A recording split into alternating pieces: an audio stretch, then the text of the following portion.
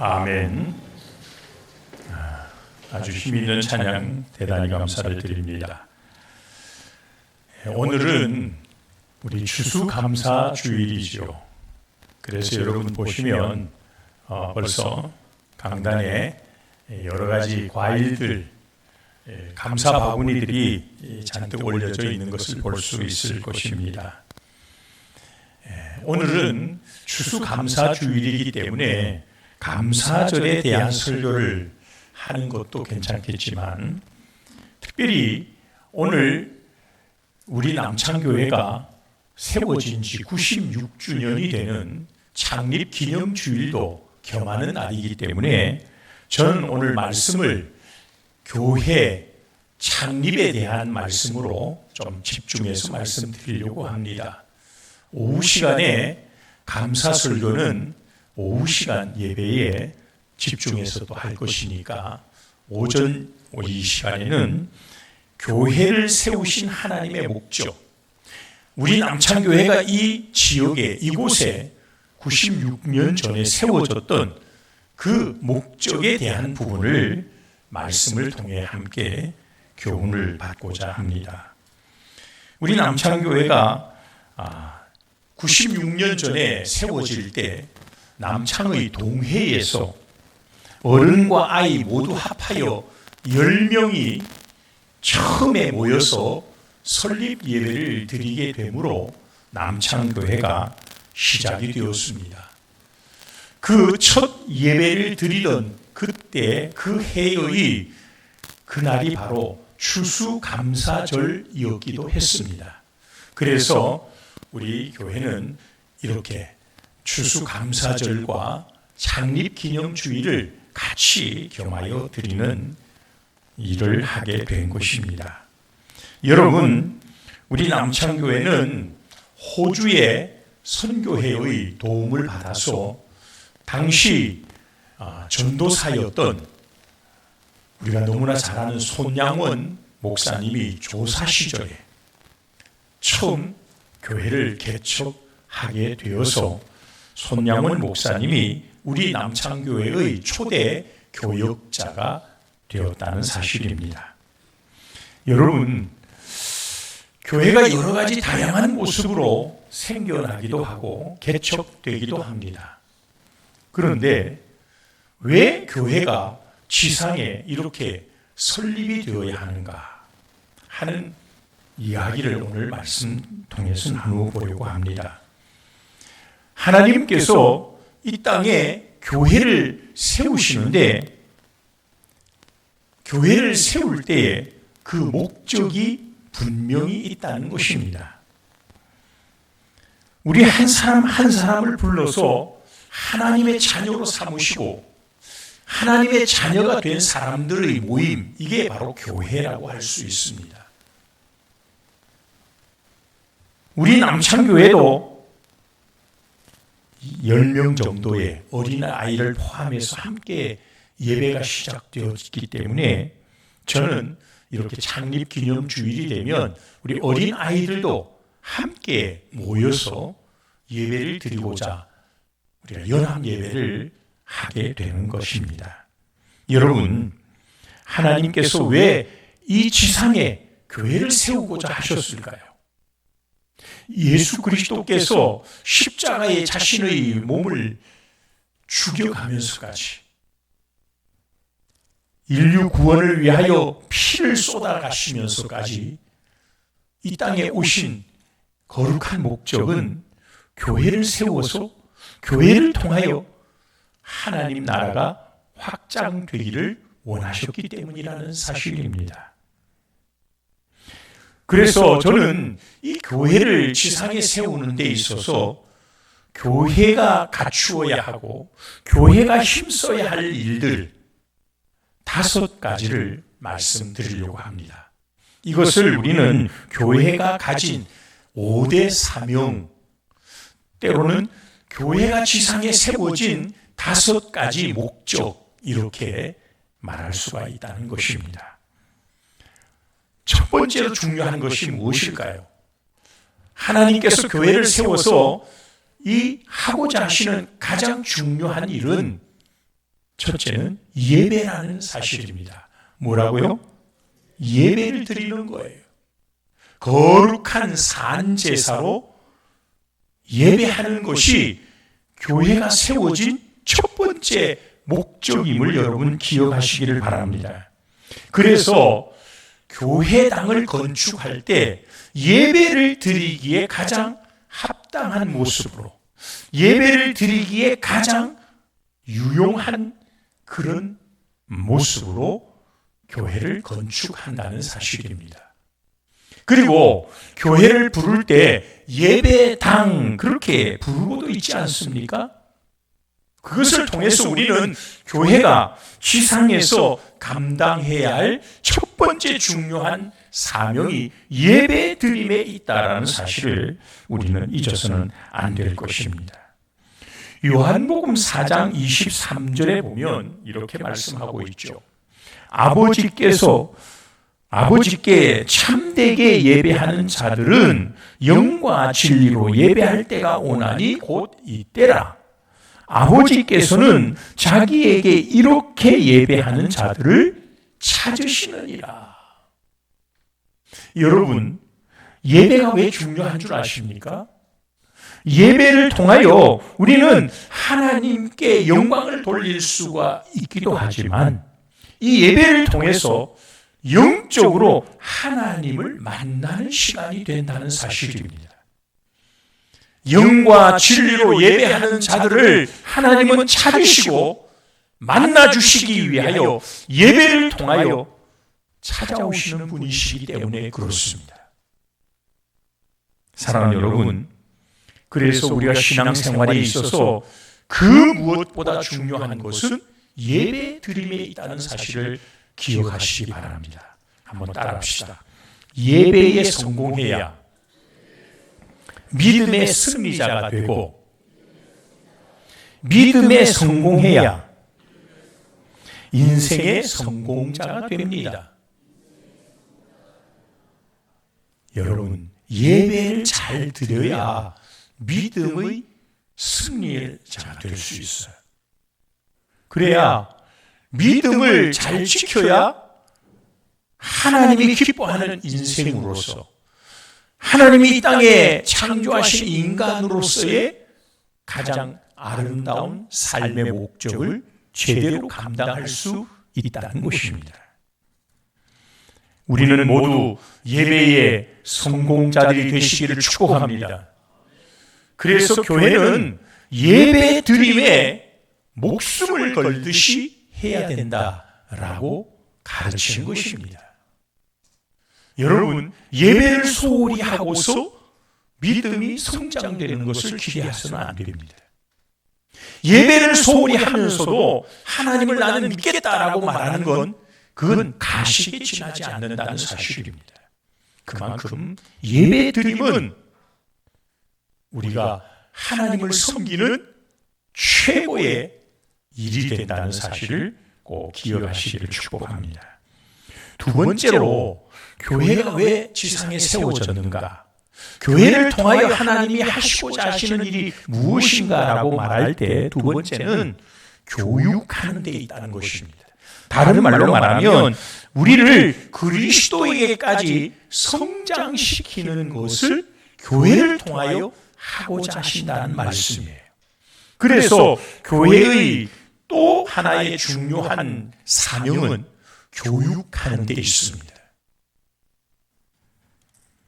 말씀을 가르치고 신앙을 훈련시키는 것, 그것을 통하여 신앙이 점점 예수님과 같아지도록, 닮아지도록 그렇게 힘쓰는 곳이 교회라는 사실입니다.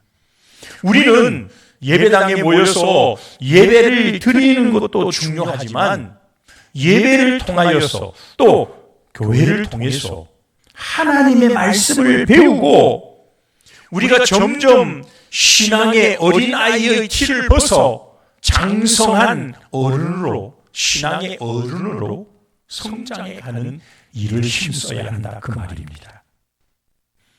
그래서 교회는요, 주일 학교를 세웁니다.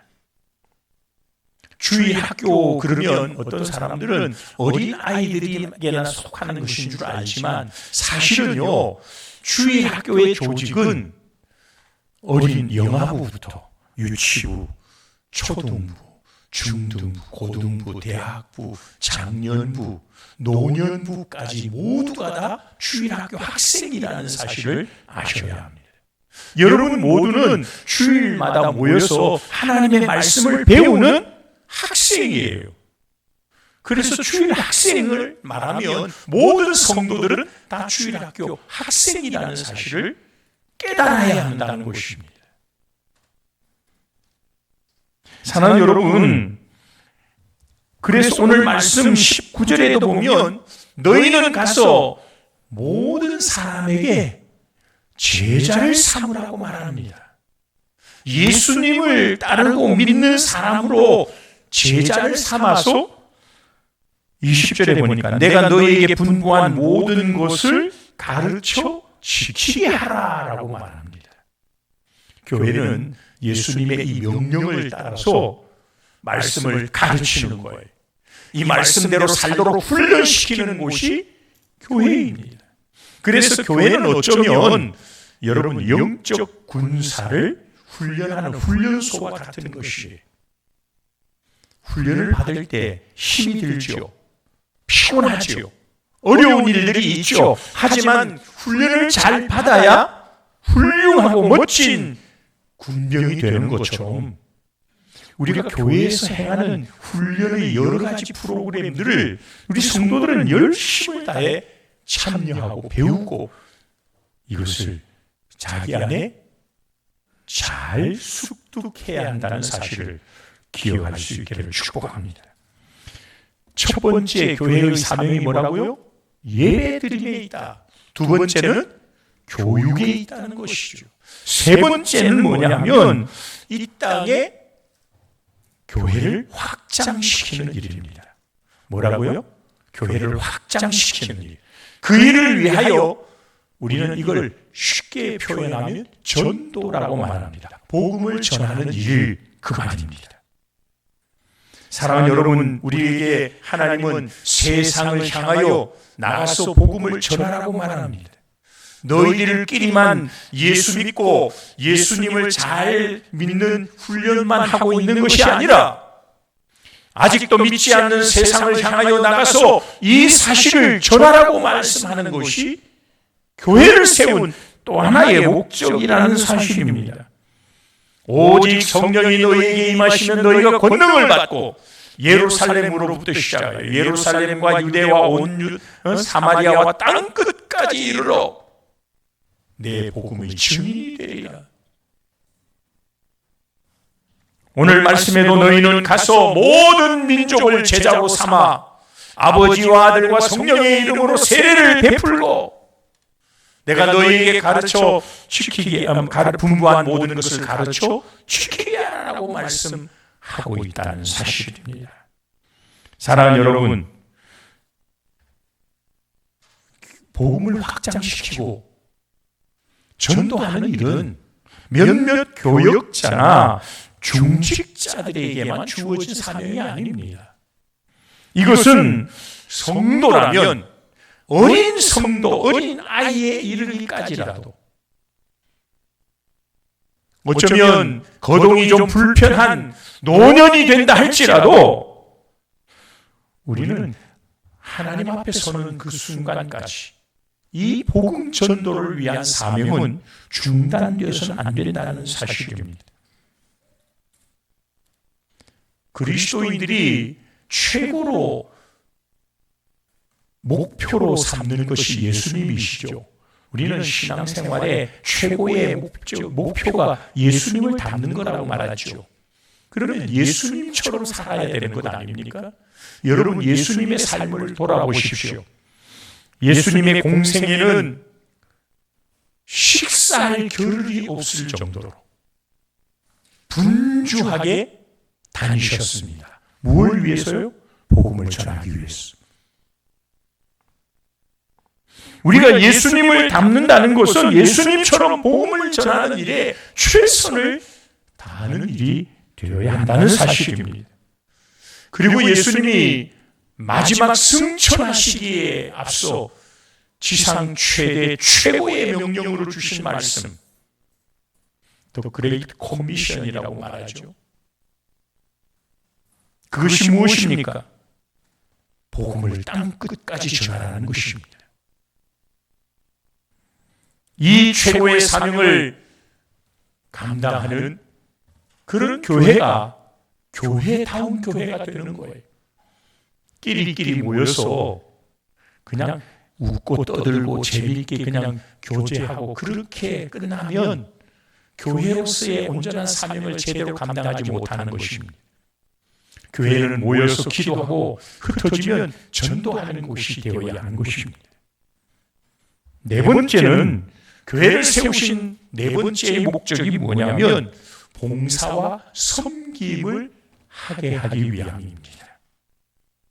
여러분, 이것은요, 우리가 세상을 향해서 빛과 소금으로서의 사명 감당을 말하는 것입니다. 이런 삶을 성도들이 제대로 살게 될 때 세상은 살만 나는 세상이 될 수 있습니다. 왜 성경은 우리 그리스도인들에게 너희는 세상의 빛이라고 말합니까? 왜 너희는 세상의 소금이라고 말할까요? 어두워가는 이 세상을 빛으로 비추는 것이 성도가 해야 할 사명이기 때문입니다.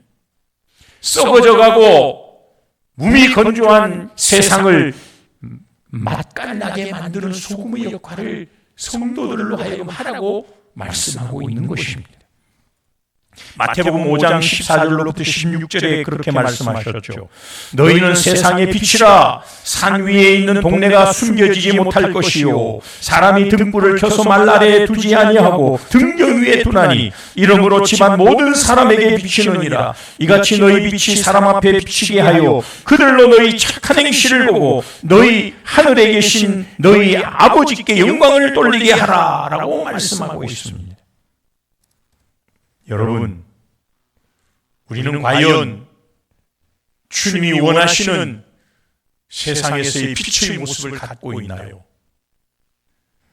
우리는 과연 주님이 원하시는 소금으로서의 삶을 살고 있으십니까? 봉사와 섬김에는 반드시 희생이 있어야 합니다. 빛을 발하기 위하여 초가 자신을 녹이는 것처럼 맛을 내기 위하여 소금이 녹아지고 스며드는 것처럼 우리는 자신을 희생하여 이런 섬김의 삶을 제대로 살아가기를 원합니다. 마지막 다섯 번째 교회가 주어진 사명이 있습니다. 그것은 이 헬라 말로는요, 그리스어 말로는요, 코이노니아라고 말하는데 이걸 교제라고 번역하기도 합니다. 하나님과의 화목, 사람과 사람 사이의 화목을 말하는 것입니다. 여러분, 십자가가 위로부터 아래로 옆으로 이렇게 그어져서 완성되지 않습니까? 그것을 우리는 하나님과의 우리의 관계에 화목을 이루고 이웃과의 화목을 이룰 때 비로소 십자가는 완성된다라고 말합니다. 구약의 5대 제사 중에 화목 제사라는 것이 있습니다. 그 화목 제사를 히브리 말로는요, 샬롬임 이렇게 말합니다. 샬롬임. 이 샬롬이라는 말은 평화라는 말이죠. 화평이라는 말이죠. 이것의 복수형이 밈이라는 말은 복수형이에요. 그래서 이걸 붙여서 말하면 샬롬이 되는데요. 이 샬롬의 복수형이에요. 화목제가 뭐냐? 하나님과 우리 사이에 화목을 이루고 사람과 사람 사이에 화목을 완성하는 것, 그것을 위하여 드리는 제사가 화목제사예요. 예수님이 이 땅에 오신 목적 중에 하나도 내가 화목제물이 되어 이 땅에 오셨다라고 말씀하셨습니다. 그리스어로 코이노니아라고 말하면요, 이 공동체 또 함께함 이런 의미가 있습니다. 풍요로운 공동체 협동의 모습을 코이노니아라고 말합니다. 우리 교회가 또 하나 힘쓰고 교회를 지상에 세우신 목적은 성도들이 잘 화목하게 하기 위함이라는 거예요. 그래서 교회는 이런 화목의 일들을 위하여 기관을 만들기도 합니다. 비슷한 나이대의 사람들을 모아서 서로 잘 협력하고 화목하게 지내라. 그래서 전도회를 만들기도 하고요. 때로는 여러 가지 기관들을, 목장들을 그 지역에 함께하는 사람들의 모임을 모여서 화목을 이루도록, 코이노니아를 행하도록, 때로는 교회가 함께 모여서 야유회도 가기도 하고, 그런 것이 쓸데없다라고 말하지 마십시오. 그것은 코이노니아를 위한 중요한 교회의 삶의 목적인 것입니다. 마태복음 5장 9절에 화평케 하는 자는 복이 있나니 그들이 하나님의 아들이라 일컬음을 받을 것이며 그랬잖아요. 화평케 한다는 말, 영어 성경에 이걸 피스메이커라고 그랬어요. 우리가 화평케 하는 자로 살아야 한다는 거예요. 우리가 가면 불화됐던 곳이 하나로 화합되는 것을 이루어낼 수 있어야 해요. 여러분, 그럴 때 우리는 주님의 자녀라고 하는 일컬음을 받게 된다라고 성경은 말씀하고 있습니다. 이제 말씀을 정리하려고 합니다. 사랑하는 성도 여러분, 오늘 20절 하반절의 말씀에 보면 예수님은 이런 사명을 우리 교회에 부여하시면서 이런 사명을 잘 감당하는 그런 교회를 향하여 주님은 세상 끝날까지 내가 너희와 함께 있겠다라고 약속을 해 주셨다는 사실입니다. 우리 주님이 함께하는 사람이 누구인가요? 교회로서의 사명을 제대로 감당하는 사람인 줄로 믿습니다. 교회로서의 사명을 감당하기 위해 우리는 첫 번째로 예배에 성공을 해야 합니다. 예배에 목숨을 걸어야 합니다. 예배를 드릴 때 예배다운 예배를 드릴 수 있도록 힘을 써야 합니다. 여러분, 예배가 뭘까요? 그냥 와서 앉아있으면 예배를 드리는 것일까요? 그건 자칫 구경꾼으로도 앉아있을 수가 있습니다. 예배를 드린다는 건 나의 영과 진리를 다하여, 옛날에는요 신령과 진정으로 그랬거든요. 내 마음과 정성과 뜻을 다하여 하나님께 나를 올려드리는 것, 하나님의 임재를 경험하는 것, 그게 예배예요. 그래서 여러분, 예배를 드리려고 할 때 우리는 복장도 제대로 좀 갖추려고 애써야 합니다. 하나님 앞에 나오니까 뭔가 좀 경건된 모습, 좀 멋진 모습, 좀 준비된 모습, 그걸 위해 우리 옷을 갖춰 입는 거예요. 예배를 드리기 위해서 우리는 좀 더 먼저 와서, 미리 와서 하나님 앞에 예배를 통해 내 마음의 어지러운 부분들을 정리하고 하나님을 향하여 집중하도록 기도하면서 기다리는 것이 예배자의 바른 자세인 거예요. 그래서 우리 교단의 헌법에 보면 예배 모범이라는 것이 있습니다. 예배를 드릴 때는 어떻게 해야 하는가 하는 모범이 나와요. 거기 보면 예배의 순서도 정해져 있어요. 경배, 기도, 찬양, 말씀, 헌금, 그리고 마지막 축복, 이렇게 이 요소들이 예배의 요소라고 지정해 놨어요. 예배를 드릴 때에는 설교자에게 눈을 맞추고 다른 생각을 하지 않도록 집중하라고 말했어요. 옆 사람과 얘기하는 것도 하지 말라고 했어요. 성경책 외에는 다른 책들이나 다른 것들을 펼쳐보지 말라고 말해놨어요. 왜 그럴까요? 예배에 집중하라는 거예요. 예배는 하나님을 만나는 시간이니까 그런 거예요. 시간이 안 돼서 헐레벌떡 달려와서 예배의 마지막 부분이라도 참여해야 되겠다, 그런 마음의 자세로 예배를 참여하는 것도 저는 귀하다고 생각됩니다. 하지만 얼마든지 빨리 나와서 예배를 준비하고 기도할 수 있음에도 불구하고 예배가 꼭 시작되고 천천히 나오려고 하는 마음의 자세는 예배자로서는 온전하지 않다는 사실을 여러분 기억하시기 바랍니다. 교회를 세운 첫 번째 목적은 예배 드림에 있습니다.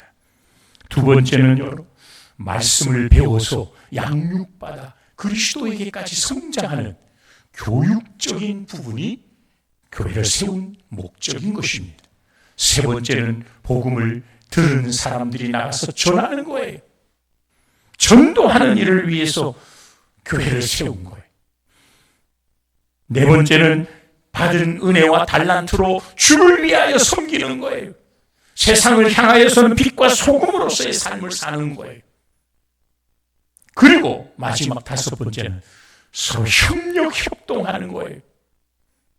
예배도 혼자 드릴 수 있지만 함께 모여 예배 드릴 때 은혜가 넘치는 거예요.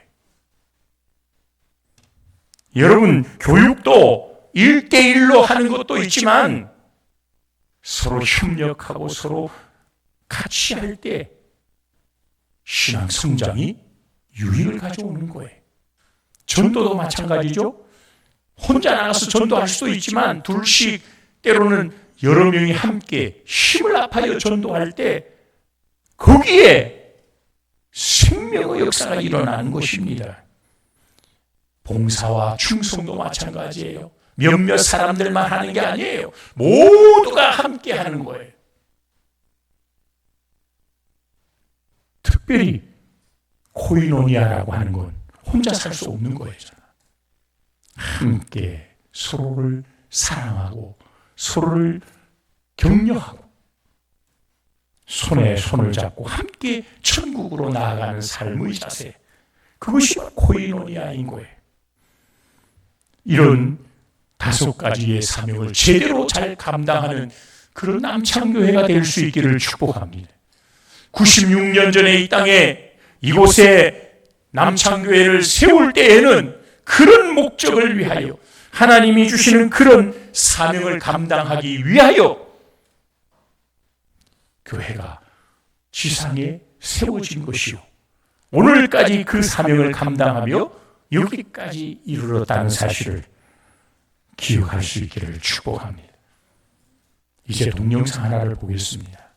여러분, 저는 예배를 함께 드리는 우리 젊은 우리 다음 세대들이 좀 결단하는 마음의 모습을 이 동영상을 통해서 도전받았으면 좋겠습니다.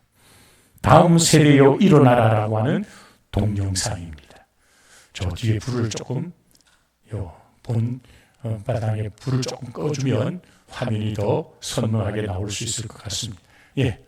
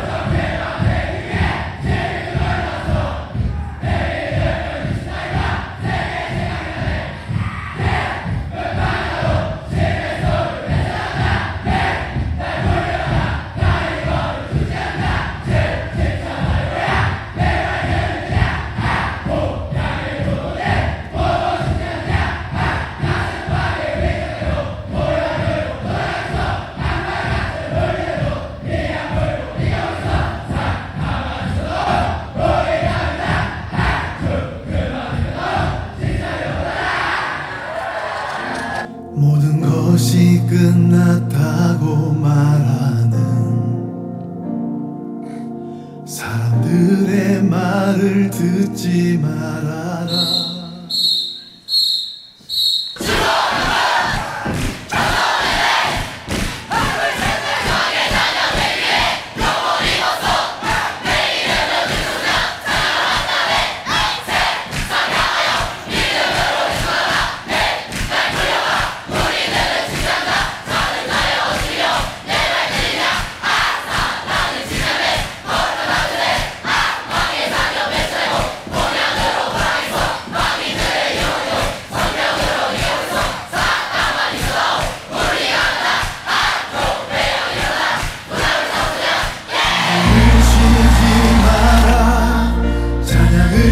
주지 마라.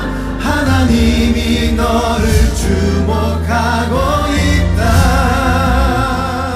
상황 속에서 조금 뭔가 기쁘게 힘있게 우리 청소년들이 좀 스스로에게도 선포하고 또 어른들에게도 한국 교회에게도 좀 믿음의 고백과 선포를 힘있게 하면 좋겠다, 이런 소망이 들어가지고 많이 위축되고 또 어렵고 다음 세대가 위기라고 말하는데, 우리 다음 세대들의 고백을 통해서 한국교회 소망이 있다, 또 다음 세대를 위해서 기도해 주시고 또 응원해 주셨으면 좋겠다, 많은 기도와 또 관심 부탁드리겠습니다. 모든 것이 끝났다고 말하는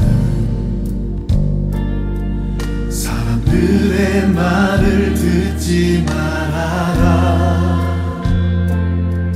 하나님은 아직도 너에게서 시선을 빼지 않았다. 기도를 쉬지 마라. 찬양을 멈추지 마라. 하나님이 너를 주목하고 있다. 예배에 집중하라. 말씀을 붙잡아라. 하나님을 만나면 끝난 것이다. 예수의 이름은 세상의 소망이요. 예수의 이름은 천국의 기쁨이세. 네. 우리 해난 구조대 수료식에서 외치는 구호를 따라서 우리 믿음의 다음 세대들인 청소년들도 세상을 향하여 담대히 외치는 그런 외침의 구호를 우리가 함께 보았습니다. 세상을 향해 담대히 외치는 우리 다음 세대들이 마치 암울하고 우상으로 들떴던 아합 시대에도 바알에게 무릎 꿇지 않았던 7,000명을 남겨두셨던 것처럼 지금 이 시대에도 우리 남창교회 자라나는 다음 세대들이 그런 바알에게 무릎 꿇지 않고 담대하게 무장하여 세상을 향하여 고백하며 나아가는 그런 멋진 주의 군병들이 될 수 있기를 축복합니다. 기도하겠습니다. 함께 기도하겠습니다. 거룩하신 하나님, 감사합니다. 오늘도 우리 남창교회 창립기념주일을 맞이하게 해주셔서 감사합니다. 우리 남창교회가 이 지역을 살리는 교회로서의 사명을 잘 감당할 수 있도록 축복하여 주시옵소서. 자라난 다음 세대들이 믿음의 큰 일꾼들로 하나님 나라의 영광을 높이 드러낼 수 있는 멋진 다음 세대들이 되게 도와주시기를 소원합니다. 이곳에 함께한 우리 사랑하는 성도들 모두가 예배의 승리자들이 되게 하시고 신앙이 더욱 주님께 자라나게 하시고 복음 전도에도 열심을 다하며 충성된 일꾼으로 다 함께 힘을 합하여 서로 협력하는 그런 우리의 모습들 되게 도와주시옵소서. 주 예수 그리스도의 이름으로 간절히 기도드리옵나이다. 아멘.